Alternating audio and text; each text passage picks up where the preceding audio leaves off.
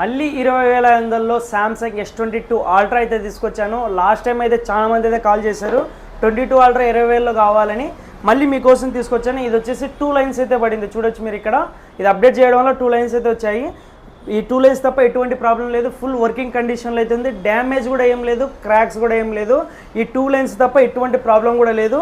Samsung S22 ultra 12GB RAM 256GB. దీని price కేవలం 20,500 మాత్రమే.